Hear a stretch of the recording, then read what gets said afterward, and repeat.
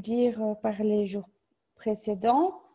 Mais par contre, aujourd'hui, on va vraiment aborder le côté du memento pratique, comme je dis, donc le pratico-pratique à destination des entreprises, puisque à partir du 1er janvier, qu'il y ait un deal ou no deal, vous devrez faire des documents de douane. Ça, je pense que ça a été bien précisé lundi par un intervenant de la BLCC. Quoi qu'il arrive, dans 2 semaines, vous êtes obligé de faire des documents de douane, autant à l'export qu'à l'import. Alors, si pas de documents, pas de transport. Et je vais commencer par un point très fort. Si vous avez prévu de faire charger de la marchandise la semaine prochaine parce que vous êtes fermé entre les fêtes et que cette marchandise doit partir sur le ferry ou par l'Eurotunnel à partir du 1er janvier, pensez à faire des documents de douane le 1er janvier parce que sinon, ça ne partira pas. Ça va rester calé.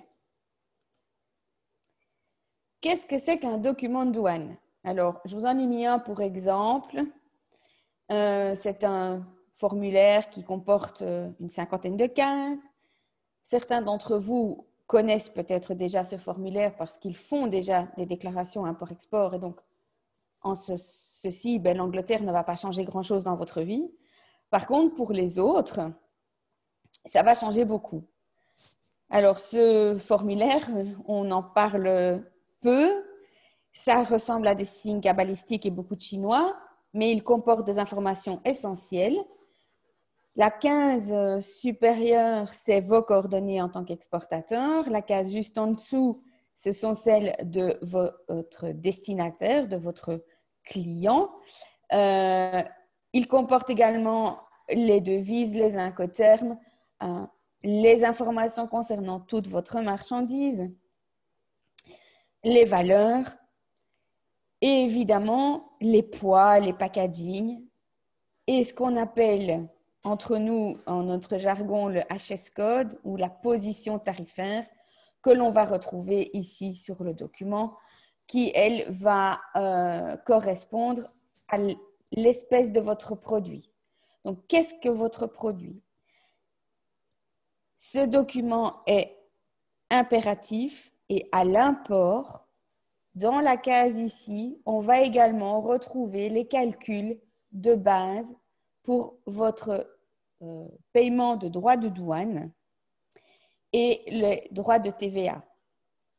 Si vos produits sont soumis aux accises, on en reviendra un peu plus tard, mais si vos produits sont soumis aux accises, il y aura également des informations.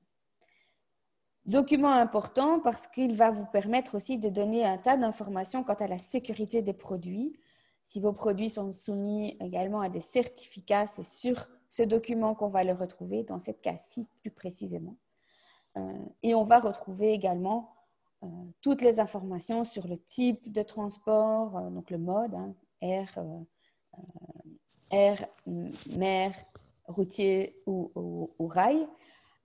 C'est un document que vous allez devoir initier soit vous-même dans le système des douanes PLDA, soit via votre représentant en douane qui va pouvoir le faire en votre nom sur base d'un mandat que vous aurez signé avec lui.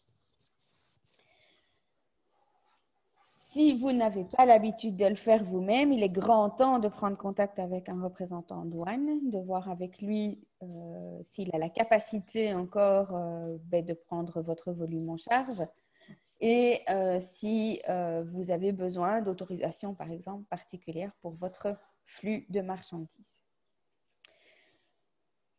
Je vous disais donc que si vous faites charger de la marchandise la semaine prochaine, mais qu'elle ne doit réellement partir que la semaine après le 1er janvier, il va falloir faire très attention parce qu'il va falloir pouvoir donner des documents pour pouvoir mettre votre marchandise à quai.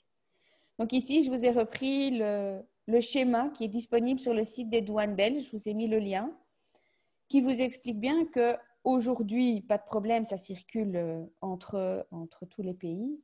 mais que à partir du 1er janvier, il va falloir mettre en place tout un protocole qui sera légèrement différent si votre marchandise passe par Zeebrugge ou si votre marchandise passe par les ports de Calais ou par l'Eurotunnel. Donc, globalement, le principe est le même. Vous allez devoir réserver votre transport, vous allez devoir faire votre déclaration de douane, vous-même ou par votre déclarant. Et avec les deux informations, votre transporteur va pouvoir faire sa réservation et sa présentation à Zeebrugge pour pouvoir rentrer au port. Et puis, ça sera chargé sur le ferry ou le bateau, si ce sont des plus gros volumes, et la marchandise va pouvoir partir.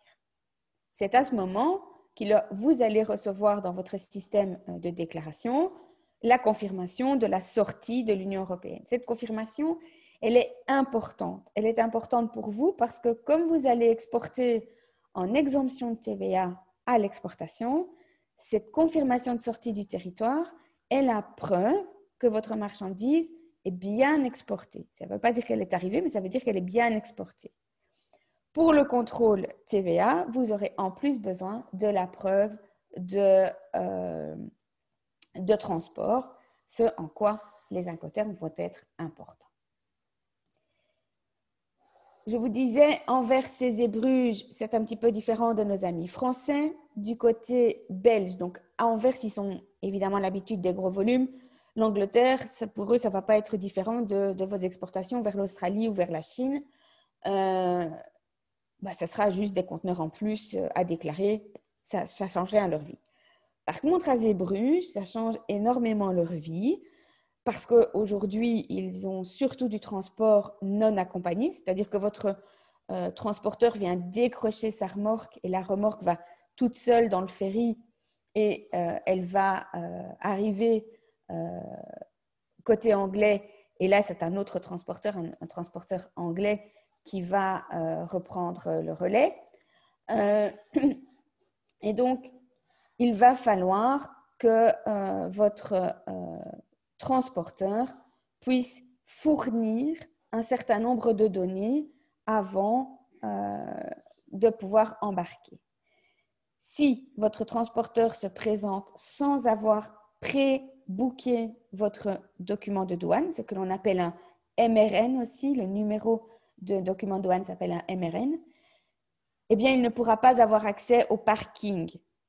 Or, à Zeebrugge, il n'y a pas de parking extérieur pour pouvoir stocker en attendant. Ce nouveau système mis en place par les ports belges s'appelle RX Seaport. Je vous ai mis le lien dans un slide après. Et ici, je vous remets toute la procédure que votre transporteur va devoir suivre pour pouvoir avoir accès et avoir la green light pour embarquer. Donc ici, les informations concernant la procédure applicable à nos ports et plus précisément à Zeebrugge, puisque là, on a du transport sans chauffeur. Chez les Français, c'est un petit peu différent. Eux, ils ont misé sur ce qu'on appelle une enveloppe logistique ou la douane intelligente. La douane intelligente, c'est aussi un package qui est composé à la fois des documents de transport, des documents de douane et qui se passe sur le contrôle sur base de la plaque du camion qui se présente pour décharger ou en tout cas pour prendre le tunnel. Le contrôle aléatoire va se faire sur base de cette information et là, le chauffeur va avoir ce qu'on appelle la file verte, donc il va avoir un feu vert qui va le guider vers OK, il peut embarquer, ou il va aller avoir le feu orange, il va devoir aller dans une file séparée, ce qui permet de fluidifier, et c'est dans cette file séparée qu'on va mener les contrôles douaniers. Alors, je vois dans le chat qu'on me demande est-ce que RX Seaport est la même chose que l'Eurotunnel? Non, RX Seaport, c'est juste un système de pré-lodging, donc un système de booking qui se fait via votre transporteur. Donc, c'est votre transporteur qui va devoir avoir accès à cette information. Il va devoir rentrer les données lui-même. Je vous ai mis également les deux images présentes sur le site des douanes françaises. Le premier, c'est le principe pour les ports de Calais, où donc là, il va y avoir ces deux fils, comme je viens de vous expliquer, la file verte ou la file orange pour le contrôle. Ça permet de faire le tri plus facilement. Et ici, pour l'Eurotunnel, les explications, à chaque fois, je vous ai mis le lien pour aller voir sur les sites concernés, puisque Eurotunnel, c'est un petit peu différent que les ports de Calais.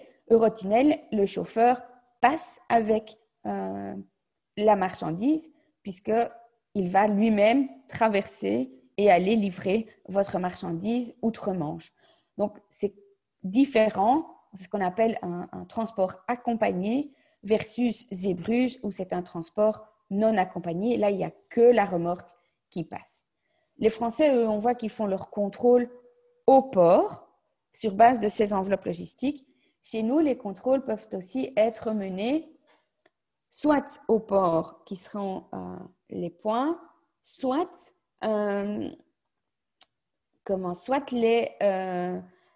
les points de chargement de vos entreprises. Je vais vous en parler tout de suite. C'est une facilité que la douane nous laisse pour un petit peu déplacer la frontière, entre guillemets, jusque chez vous. Tout cela signifie qu'il y aura donc des contrôles, que les contrôles peuvent prendre du temps et qu'il va donc falloir anticiper sur ce temps. Un contrôle normal, que ce soit côté anglais ou côté belge, le temps que la douane sélectionne, que le douanier puisse se déplacer jusque chez vous, mener son contrôle, libérer votre marchandise, c'est en moyenne 2 à 3 heures pour un contrôle.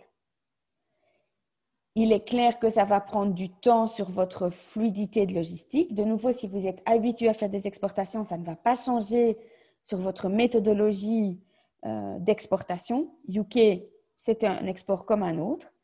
Si vous n'êtes pas habitué, cela veut dire que c'est fini de faire les déclarations la dernière seconde et de se dire « Ok, mon cut-off de mon bateau, c'est aujourd'hui à 16 heures. Donc, si ma remorque est déposée à Zeebrugge à 15 heures, c'est bon, donc je fais ma douane à 14h30. » Fini. Ça, on peut oublier. Il va falloir anticiper les délais si on veut pouvoir embarquer normalement.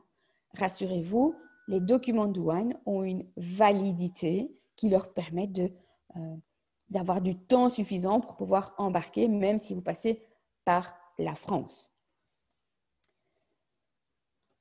Alors, j'ai mon confrère de la douane qui me demande si on pourra faire un EU. Je vais rentrer sur la question, Monsieur Tenet, un petit peu plus tard. Je commence d'abord par le transit. Parce que le transit, on en entend beaucoup parler dans les médias en ce moment et que les explications ne sont pas toujours ni très précises ni très claires. Le transit, c'est quoi? C'est un échange de marchandises, un petit peu qu'elles soient libres de droit ou pas, et qui permet de faire circuler de la marchandise. Ici, je vous ai mis un slide que j'ai repris de M. Lequeux, qui est M. Brexit à la douane, qui schématise, je trouve, excellemment bien le principe du transit.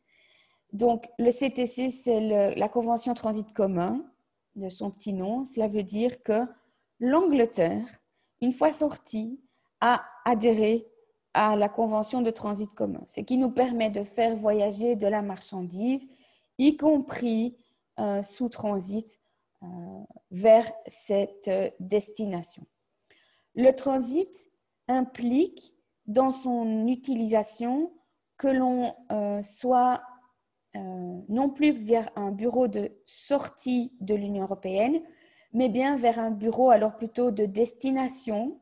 Et ça va fluidifier, ça veut dire que vous n'êtes plus obligé de faire votre déclaration d'importation au premier point d'entrée. Donc, si vous allez en UK, le port ou l'aéroport si vous êtes en aérien, Et si c'est un mouvement à l'import, ce n'est plus forcément Anvers ou Zeebrugge, votre premier point d'entrée dans l'Union. Un transit vous permet d'aller au-delà de ce point d'entrée et de faire la déclaration d'entrée à la destination convenue. Pour ça, il y a des conditions. La condition principale, évidemment, étant que autant l'expéditeur-exportateur que le destinataire soient tous les deux agréés au transit. Donc là, je vous invite à prendre contact avec la douane ou votre représentant en douane pour voir si effectivement vous êtes agréé au transit ou quelles seront les conditions vous concernant pour obtenir cet agrément au transit. Je suis triste de devoir vous le dire, si vous n'avez pas encore commencé ces démarches, n'espérez pas que si vous les commencez à la fin de ce call, vous les ayez à temps pour le 31 décembre. Non, c'est trop tard pour s'y prendre, mais vous les aurez un petit peu plus tard. Donc, il vaut mieux les commencer maintenant que de ne pas le faire du tout. Donc, le transit, il va être ultra intéressant, notamment si vous faites des livraisons en République d'Irlande, donc la partie inférieure du territoire irlandais. Donc, la République d'Irlande, elle, je vous rappelle, reste dans l'Union européenne en tant qu'État membre. Donc, elle, à contrario de l'Irlande du Nord, qui, elle, est dans UK, mais elle va avoir un statut hybride. La République d'Irlande étant un territoire de l'Union, mais pour y accéder, comme on a peu de lignes maritimes qui vont directement de Zeebrugge ou même des ports français jusqu'à la République d'Irlande, on va se retrouver dans un schéma où on va devoir traverser l'Angleterre pour pouvoir arriver de l'autre côté. Donc, ça veut dire qu'on va prendre le bateau, on va traverser l'Angleterre en camion et de l'autre côté, on reprendra le bateau pour accéder à la République d'Irlande. C'est ce qu'on appelle le land bridge. Land bridge ou pont terrestre. Et dans ce cas-là, on va utiliser un transit pour juste traverser. Et là, ce sera le principe du transit comme quand on fait Belgique-Italie et que le camion va emprunter le territoire suisse. On fait déjà un transit dans ce cas-là. Si la marchandise à destination de la République d'Irlande, le code ISO étant IE, si cette marchandise a été mise en libre pratique, donc pour lesquelles il y a des droits de douane qui ont déjà été payés lorsqu'elle est arrivée dans l'Union, ou que cette marchandise est 100% originaire, et là, M. Tenet vous expliquera tout ce qu'il faut savoir sur l'origine des produits juste après mon intervention, eh bien, dans ce cas-là, ces deux cas-là, marchandises déjà payées ou marchandises originaires, alors on va faire un transit T2 pour traverser le Royaume-Uni, pour arriver à un nouveau territoire de l'Union qui est la République d'Irlande. Donc, on va uniquement utiliser ce territoire de UK pour rejoindre un autre morceau de l'Union. Donc, dans ce cas-là, on fera un T2. Et donc, pour répondre à M. Tenet, on pourrait commuer le T2 en EU, effectivement, dans nos systèmes de douane. C'est possible, mais il y a quand même des conditions à respecter. Alors, la clôture de ce transit se fera alors à destination chez votre client, si on va dans l'Irlande, République d'Irlande, ou si c'est un import, se fera chez vous à destination. Je vous ai mis à titre informatif des slides du transit. Ces slides sont issus du Forum des douanes de Liège, qui a eu lieu, Forum spécial Brexit, qui a eu lieu fin novembre. Je ne m'étends pas sur la procédure du transit. Retenez juste que l'Angleterre faisant partie du transit commun, effectivement, elle sera traitée comme les pays de l'AELE, la Turquie, la Macédoine et la Serbie. Mais attention, lorsqu'on aura des marchandises à destination de l'Irlande du Nord qui a un protocole spécifique, cette marchandise sera alors avec un code ISO qui est XI pour Irlande du Nord, pour les différencier de la Grande Terre de UK. Voilà, donc je vous passe rapidement ça pour rester dans mon timing et je vous ai mis un lien pour aller chercher la présentation complète de Madame Coulon de la douane belge qui est spécialisée en transit. Donc le transit, retenez, on peut faire un T2 si la marchandise a été mise en libre pratique ou si elle est originaire et que l'on va l'envoyer en République d'Irlande. On va utiliser l'Angleterre comme pont finalement pour rejoindre notre destination. Donc, les mouvements, j'avance vers ceci pour que vous compreniez mieux. Si on va utiliser le land bridge, on va utiliser toute une série de points de passage. Très facile, mais ça permet d'aller jusqu'à la destination. Je me suis dit qu'un petit dessin valait mieux que de grands discours. Voilà. La recommandation que moi aussi je peux vous faire, et je rejoins complètement mes confrères là-dessus, c'est d'effectivement de transformer vos T2 en EU parce que bien plus pratique à utiliser, plus facile, moins de tracas et plus compréhensible pour tout le monde. Toutefois, si la marchandise n'est pas à destination de la République d'Irlande, mais de Grande-Terre en UK, et que celle-ci n'a pas encore été payée en Union européenne ou qu'elle n'est pas 100% obtenue de l'Union, alors faites du transit T1 si c'est vraiment indispensable. Ou sinon, faites de l'export. Ce sera plus simple. Un export, c'est un document EX qui vous permet de faire toutes sortes de mouvements, y compris si vous avez des entrepôts sous douane, y compris si vous avez des perfectionnements, des transformations. Ce sont des documents qui sont beaucoup plus simples à travailler. Le statut de l'Irlande du Nord. Je me doute que, et je vois certaines questions passer, je me doute que c'est un statut qui vous inquiète parce que pas très clair.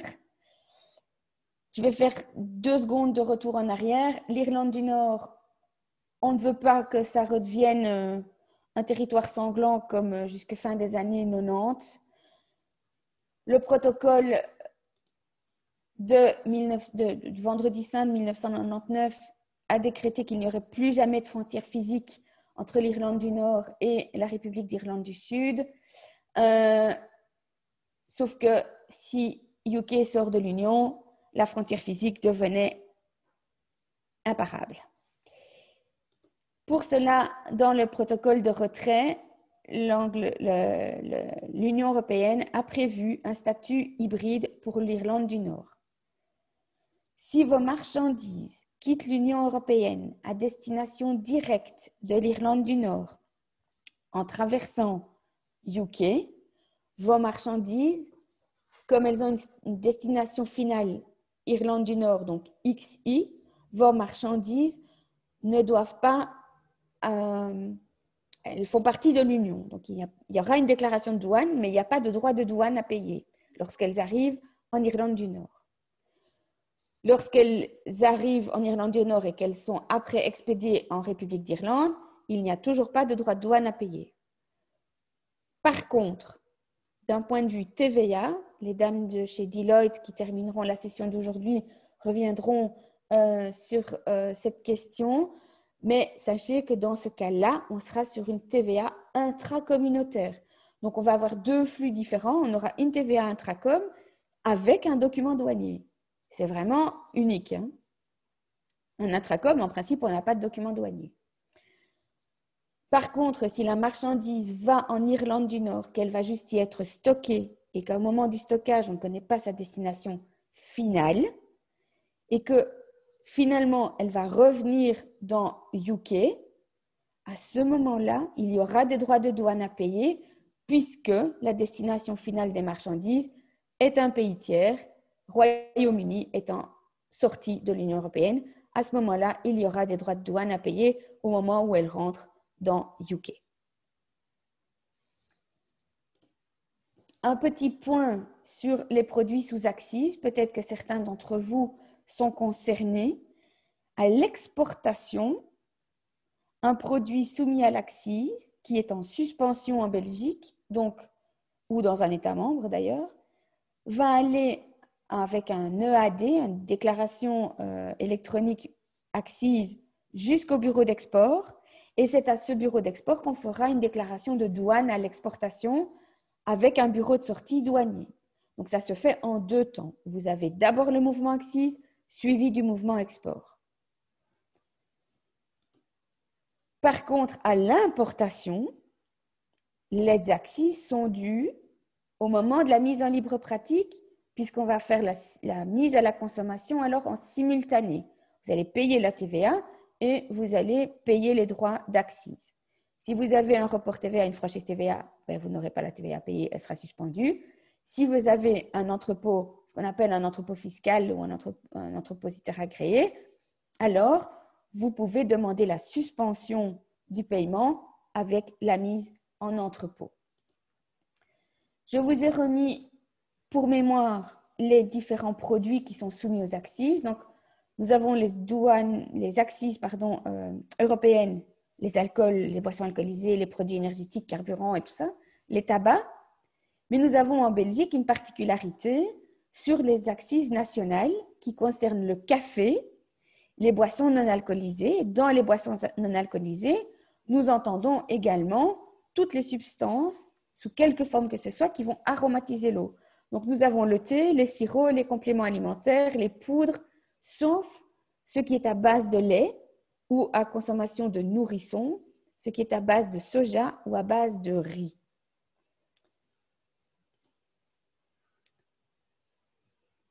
Pour terminer, je vous ai mis une checklist pour être prêt au 31 décembre 2020. La checklist, je vous invite vraiment à la parcourir et à cocher. OK, ça j'ai. OK, ça j'ai. Non, ça c'est urgent, je dois le faire. Je vous l'ai mis, je pense, dans un ordre d'urgence à suivre. La première chose, c'est que pour pouvoir faire une déclaration de douane, il faut être connu par la douane. La douane européenne, elle va vous demander un EORI. Alors en Belgique, c'est l'équivalent de votre numéro d'entreprise. Toutefois, il n'est pas systématique ni automatiquement connu des douanes. Vous devez en faire la démarche. Je vous ai mis un lien qui va vers le document des douanes pour vous faire connaître de leurs services. N'hésitez pas à en parler avec votre représentant en douane.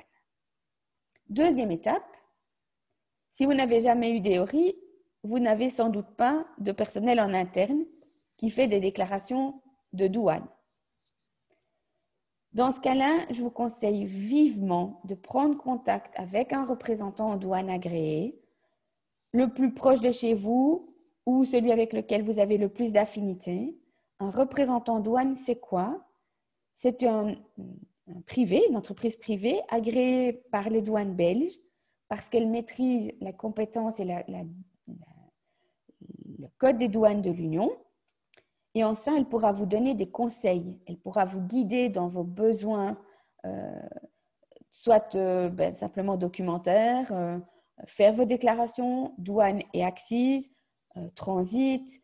Elle pourra également vous conseiller sur les petits plus qui font la différence, tels que les incoterms. Alors, le but n'est pas de rentrer dans les détails des incoterms, mais la chose à retenir, c'est qu'il faut garder la main sur la preuve d'exportation, que pour ça, il faut donc alors bannir le DDP parce que le vendeur est responsable des formalités de douane à l'import. Si vous faites du DDP à destination de UK, vous devrez vous faire reconnaître en UK, avoir un EORI GB, c'est assez facile à obtenir, et vous faire connaître et travailler avec un partenaire représentant fiscal en UK. Il faut éviter l'exforce parce que vous perdez la main sur le document de douane. Et je vous ai mis un lien vers un webinaire que j'ai donné avec la CCIBW il y a quelques temps sur 30 minutes incoterms. Mais n'hésitez pas à prendre contact avec vos chambres respectives. Chacune d'elles organise régulièrement des sessions sur les incoterms et peut vous aider pour répondre à vos questions. Autre point important, c'est le code HS du produit. C'est qu'est-ce qu'est votre produit? Comment le classifier? C'est ce qui va déterminer le tarif. C'est votre représentant de douane qui va pouvoir vous aider si vous ignorez. Si c'est complexe ou que vous avez vraiment un doute, alors vous pouvez faire une demande à la douane qui pourra le classer pour vous. Je vous ai mis un lien. L'origine des produits, je laisse la main à monsieur Téné qui me suit. Retenez juste que c'est vraiment le moment de se reposer la question si oui ou non mon origine va changer. Les palettes, pensez qu'il vous faut des palettes ISPM 15, c'est-à-dire les palettes traitées, parce que UK va les exiger. Si vous travaillez avec l'Angleterre, dites bien à vos fournisseurs que vous devez absolument les avoir parce que nous, en Belgique, on ne fera aucune exception. Dès le 1er janvier, il faut que les bois soient ISPM 15. Qu'il y ait pénurie ou pas, ça, quelque part, ça ne nous incombera plus. Les certifications reconnues par UK, c'est important de faire le point là-dessus. Et pour la fluidifier votre logistique, je vous invite à prendre contact avec vos représentants douane. La première chose, c'est prendre un lieu agréé de chargement. Je ne m'étends pas sur la question parce que chaque entreprise a ses particularités et il faudra alors voir au cas par cas avec vous comment on peut vous faire gagner du temps. Et pour terminer, je fais le petit point avec le ET 14000 report TVA que les dames de chez Deloitte vont vous expliquer. Et je vous ai remis des liens pour aller calculer d'ores et déjà vos coûts ou l'impact sur que les droits de douane vont avoir sur vos coûts de revient. Voilà